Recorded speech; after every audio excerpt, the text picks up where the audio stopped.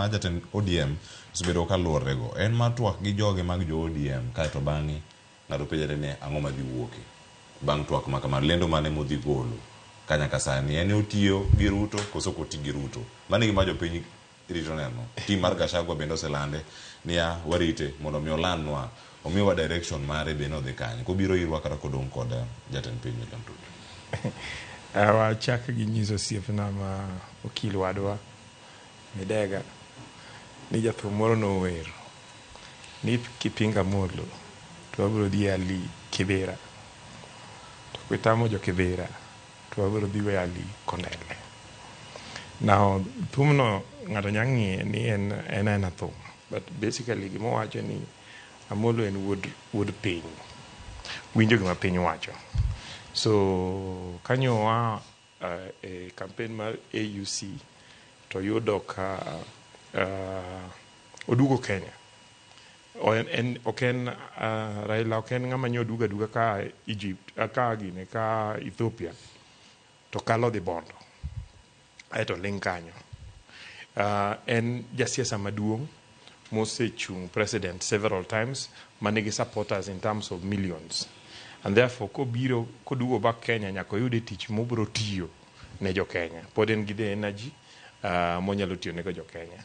Nitie ng'ato nowacho ni gi kisungu ni if you have a statesman out of employment, it is like a big whale in a small pond or a small lake. It will endeavor to destabilize the ship. So Raila, out of government, will still get busy. And to busy monya bet no, nyalo bedo destructive to the country. But kind of government nyalo offer services and advice makonyo tero Kenya mbele. The language ma Raila tiyogo sani, the language ma no tiyogo a few years ago, kasani offer advice, or identify gik maricho, or wacho ni mae kaka parono nego time. And like ndalo ma no chung streets, to wacho ni koko time by Wednesday to the teach.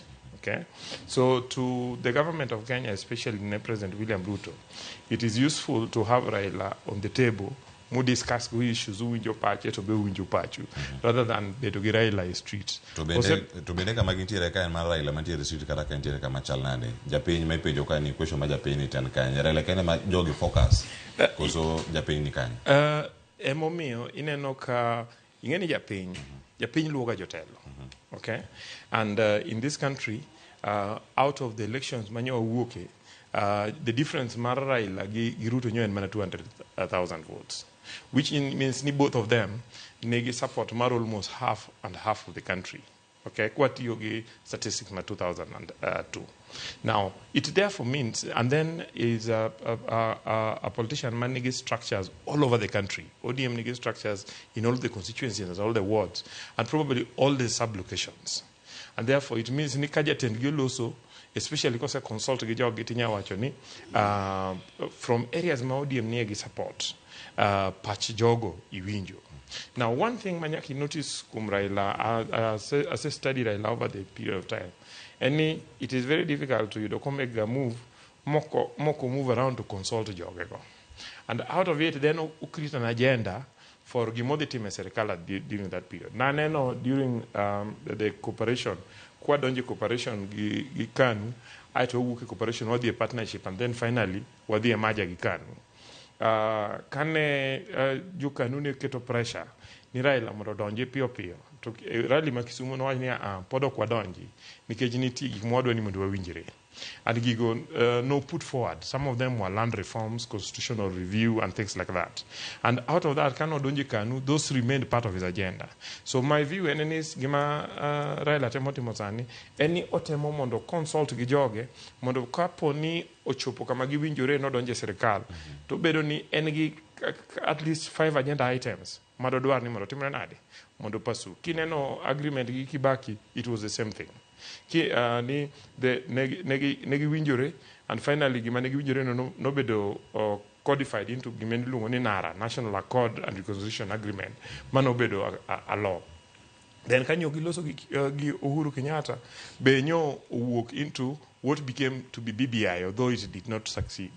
And kanyo gichako giloso gi William Ruto, nyogi biro ginara. And probably I feel ni gima Raila temo sani and to find out ka gik mane gi discuss naraka are still the right things because there are new things the people would want to pursue, which I think is also important for the president. The president of bedo everywhere.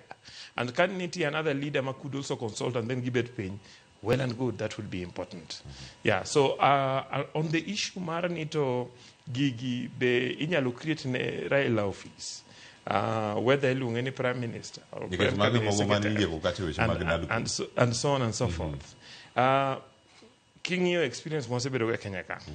And the most important thing, any benefit political goodwill. Can't political goodwill, anything can happen. Whether I give him a parliament or give him a referendum or give the president nyalo timo gi powers mine go within there. Ne wacho ni title prime cabinet secretary ni nyalo bet, but it has been there and ngani osebedo ka whole day. And then the question is kata kapo ni onge gimo loki to president or reorganize mana his cabinet to keto Raila as the prime cabinet secretary office en ngamo beti. No ndalo moko no wachi ni Raila kikaw timiyo kada ministry ma agenda kata kimiye mana ministry ma sports to kinyi biro yudo ni mpira go e gweng' mora mora and you will be everywhere kigo pira and pira will be the agenda mar Kenya. So it is setting agenda on any office that you are given. So I want to believe ni moving forward into 2027 Raila probably play a very important role. And I think that is also very important for the president for stabilizing the government, especially after Puru Kumanyo Bedogo, deputy mare. So my view, ending a dismiss role Maraila moving forward is not listening to the ground. Yes.